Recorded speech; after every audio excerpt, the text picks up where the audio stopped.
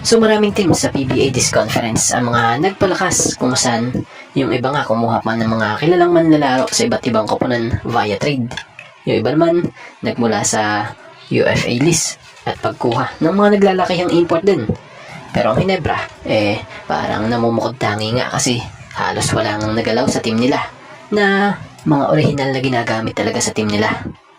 So ngayon, unti-unti nang nakikita ang binild nila. Ito hindi sa pagkuha ng mga star players sa ibang team, kundi sa pagpapatibay ng samahan nila. Chemistry ba? Pansin nyo, ganda ng nagiging ikot ng player ng rotation ng Hinebra. Speaking of maganda, kung maganda na ang chemistry at rotation ng Hinebra, may mas gaganda pa dyan dahil sa matuturing na bagong big three na hawak ng Hinebra na sila Scottie Thompson, Justin Brownlee, at itong si RJ Barrientos. So kontra Magnolia, grabe ang ginawang effort nila, mapa-offense at depensa, kung saan yung Scottie Thompson kumamada ng double-double at tumapos with a conference high 24 points at 10 rebounds. Yung Justin Brownlee naman, pinatunayan din sa kabila ng nagkakaedad na siya, kaya pa nga rin niyang kumamada ng mabibigat na mga numero, gaya ng 29 points, samahan pa ng 9 rebounds at 4 assists. Sa kabilang banda, yung RJ Barrientos showcase his composure under pressure, scoring 19 points including the game-winning basket. So ano masasabi at opinion nyo sa big three na ito ng Barangay Hinebra?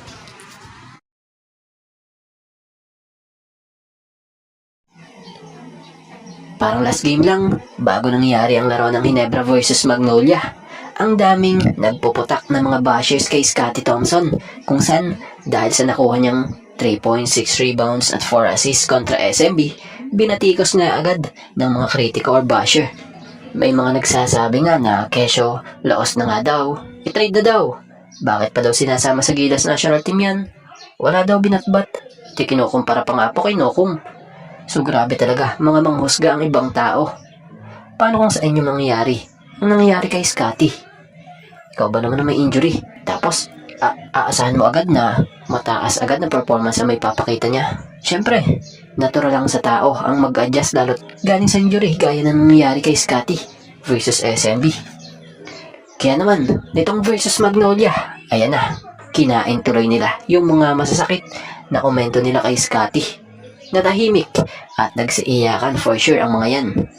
Dahil kontra Magnolia, dito na nilabas ni Scottie ang tunay na kakayanan niya. Malinaw na hindi laos si Scottie Thompson. Talagang mga bashers lang ang nag-i-insist niyan at inggit sa kanya. Kung tutuusin na, nasa sa prime pa din talaga itong si Scottie Thompson. Kita nyo naman, first half pa lang dito versus Magnolia, may 14 points na agad siya. Tapos after ng game versus Magnolia, tinanghal naman siyang best player of the game, kung saan kumamada siya ng 24 points, 10 rebounds at 3 assists. So bihira yan sa isang gwardiya, double-double.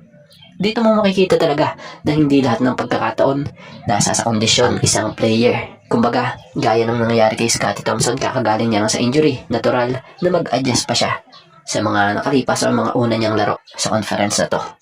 Pero pag unti-unti na nga po or papunta na sa 100%, talagang babalik ng laro nito.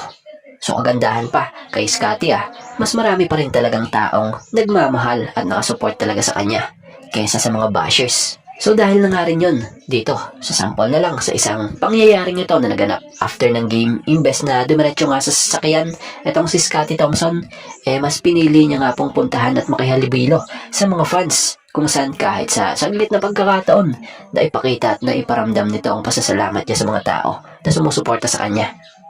So ganyan nga po, na-appreciate ni Scottie ang tunay na mga fans. Kaya naman, ang daming bashers na naiinggit So panigurado, marami na namang bashers ang iiyak dyan. Tama o tama? Kung may opinion kayo comment nyo down below at pag-uusapan natin yan.